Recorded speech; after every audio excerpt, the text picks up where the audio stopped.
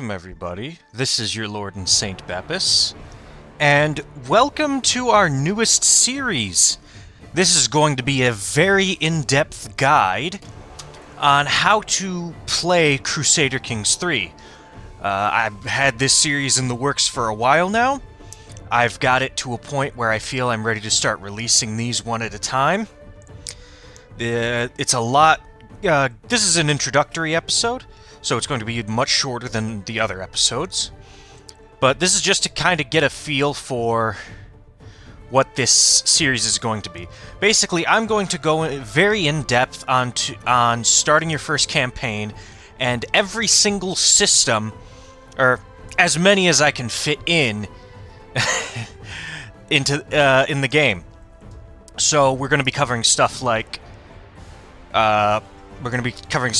Council, Realm, Warfare, Marriage, Inheritable Traits, DNA, all sorts of stuff. Basically, the whole point of this video is to essentially put as much the whole purpose of this series of videos is to put as much knowledge in your guys' hands, you the viewer, and we are going to be releasing one video every single Sunday, going forward until we run out of things to talk about.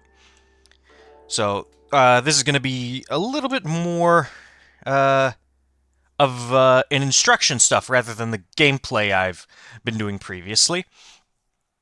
So, I'm going to be going over basics, advanced stuff, and tips and tricks that I've learned from playing this game for all over 1,000 hours now. So, we'll start at the beginning, as usual, with picking a campaign. So when you start up the screen, start up the game, you'll see down here all the list of DLCs I have activated. I don't have all of them, because a lot of these are not necessary. Some of them are just cosmetic, and I don't really like the cosmetic ones. I prefer the ones that actually, do stuff for your game, which is usually going to be the bigger ones all the way over here. So stuff like All Under Heaven, Roads to Power, Tours and Tournaments, Royal Court, Khans of the Steppe, Legend of the Dead, Legacy of Persia, Fate of Iberia, Northern Lords, stuff like that. Stuff that changes the game. And all of my playthroughs will have all the major DLCs active. So this is going to be a guide with the DLC. Without the DLCs, you're going to have a lot less features, but most of the knowledge that I'm going to be giving is pretty much the same. There's basically no governments that are locked behind DLCs. Yet, at least. But when you first start up this game, you'll see, it says continue here, but this will be grayed out. It says new game, and it says load. And then multiplayer down here. Achievements, what achievements you have. And just scroll through. I got a bunch of achievements. I don't really achievement hunt. If they happen, they happen. Encyclopedia. This is where you can look up stuff from in the game. You can access it in-game as well. There's the tutorial lessons right here. I do recommend, possibly, if you have the time, go ahead and read the tutorial lessons. When you click New Game, it'll bring up this screen. Up here in the top left, it says Start Tutorial.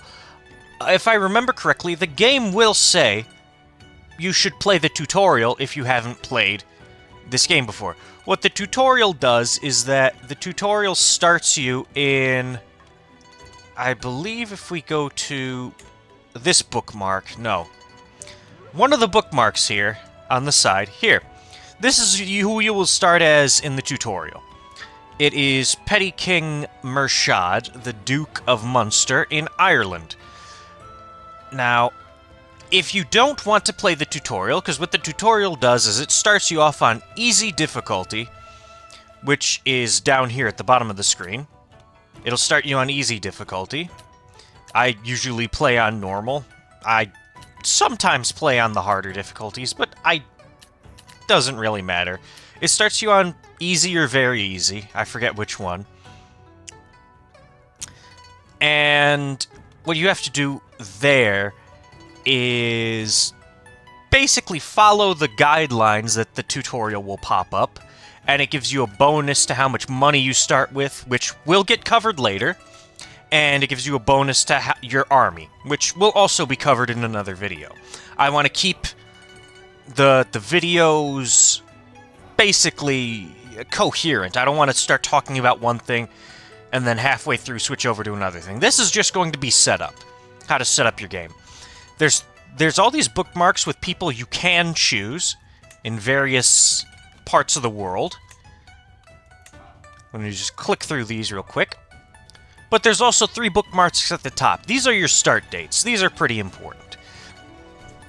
I recommend starting either in 1066, and if you feel up to the challenge, you can start in 867. 867, I feel, is a little bit harder, and they all have their own tabs on the side. 1178, it's a lot later into the game. I think if you want to try it, you can. I would not recommend it for a first-time player because there's a lot less time in the game. Generally speaking, if you have more time, you can afford to take more mistakes. The game starts at whatever date you pick, and it will run till 1453. So if you start in 1178, you only have about 200 or so years. Whereas if you start in 867, on the other hand, let's see, you get about 600 years of gameplay. The detriment, however, is that technology and development start lower, everybody's a lot weaker, and, well, some people are a lot weaker, some people are a lot stronger. Tribe governments are much stronger in this time period than they are later. The steppes are really strong in this one.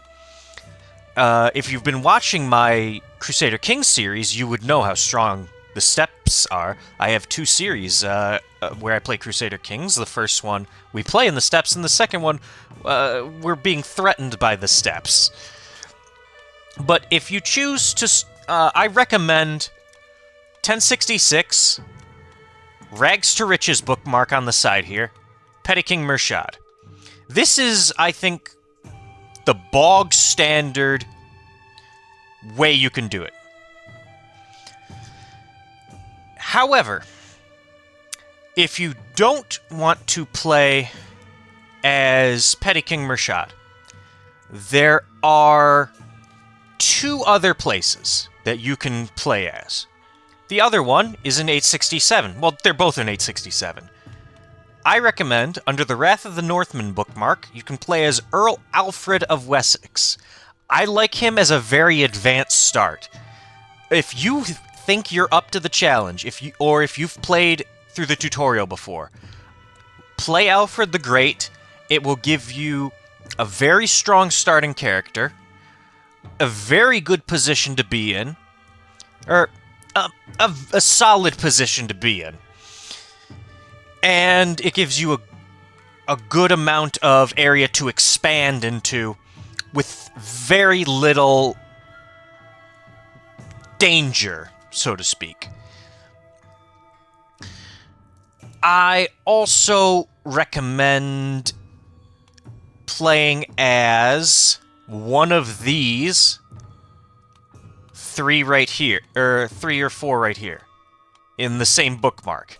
These are the Norse invaders. These 2 are the Norse invaders into the British Isle.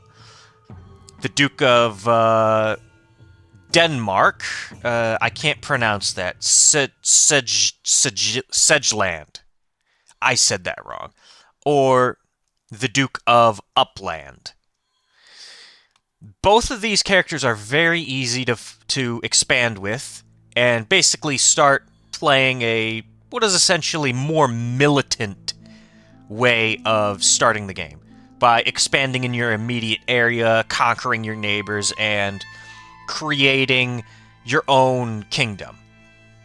Now, I personally... Let's review.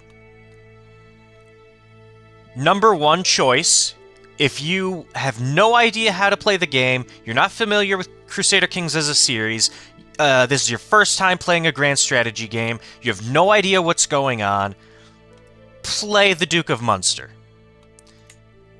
If you feel you are up to a challenge, play Earl Alfred. And if you want to explore how military, or if you just want to be a role-playing, conquering despot, or matte painting, or whatever, play one of these four of the Norse over here. Now, once you've picked a character, we'll just pick Alfred. Before you hit the start button, game rules. We have to talk about game rules real quick. Nothing too bad, but there's a lot of rules you can set here. It's a very long list, as you can see just from me scrolling through. Take a look at these. The default rules that... let me hit reset to defaults. The default rules here are fine. Iron Man is disabled by default. What this does is it stops you from saving by yourself. The game will save automatically, and you cannot switch your character. I like to play with Iron Man on because it keeps me honest. Because I know if something's going wrong, I'm going to switch character and try and fix it. It helps keep me honest and removes the temptation. You can keep it on, you can keep it off, it doesn't matter. Now, one thing you should look at is Conqueror Inheritance right here. This is primary heir by default. What it means is that the Conqueror trait will be inherited, and the Conqueror personality will be inherited by the primary heir of the person who gets Conqueror. I recommend turning this off to no inheritance, meaning a Conqueror is created, and that's the end of it. Your kids will not inherit, and their kids will not inherit. I think the Conqueror trait is this trait right here. It looks ridiculous, and it is ridiculous.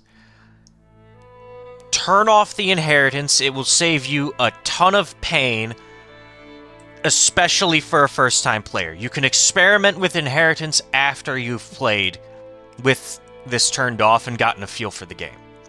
Next, there is Scandinavian Adventurers. Let me see if I can find them. Where are you? There are...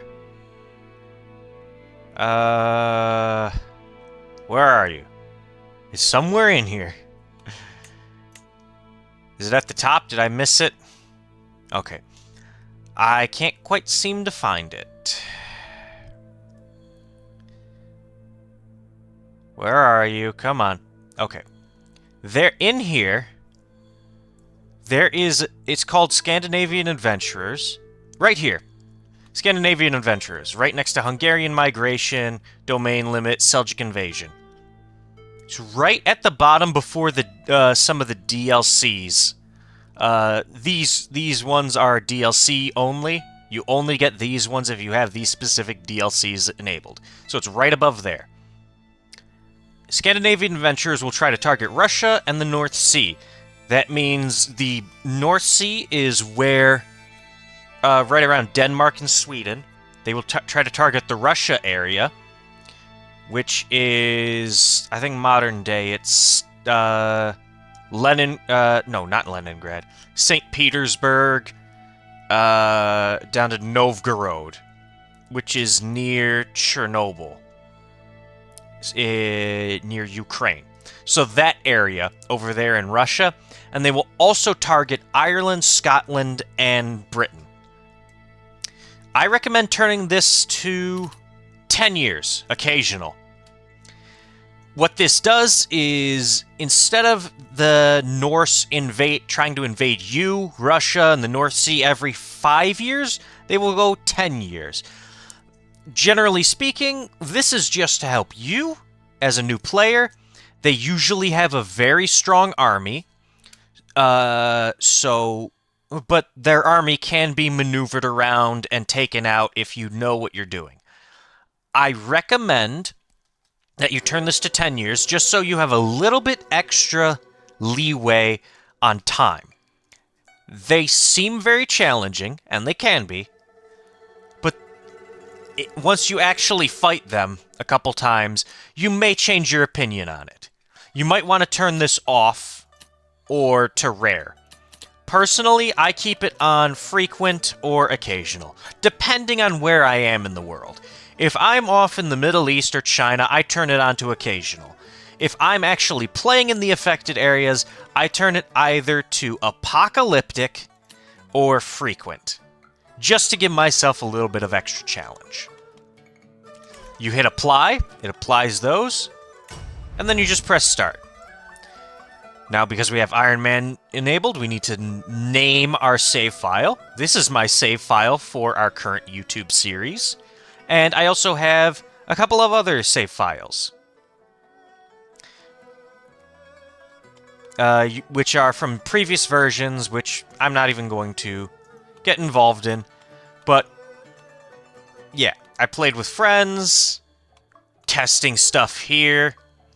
I was testing some mods here. I was playing as the British Empire. That was our previous playthrough as House Bepis. This was for gathering some footage, which I will be using again. So we'll name it Footage Gathering. If you click on something you already have, it will overwrite the file. So we're going to overwrite that save file. It's from a slightly previous version. It'll do this. Put up a loading screen. Sorry, that loading screen took a little bit of a while. But now we're back. And the game will start paused on the 1st of January, 867. And this is where I'm going to leave the video off for now. And I will see you all in the next episode, where I will coach you through taking your first steps. Again, Sundays every week from now on will be these videos. So I will see you all in the next video, which is going to be Monday's video of Half-Life. So, if you are interested in watching me play Half-Life 2 Episode 2, that video is going up on Monday. And I hope to see you all again fairly soon. So, hello, or I guess goodbye. I'm rambling, sorry. Goodbye, everybody.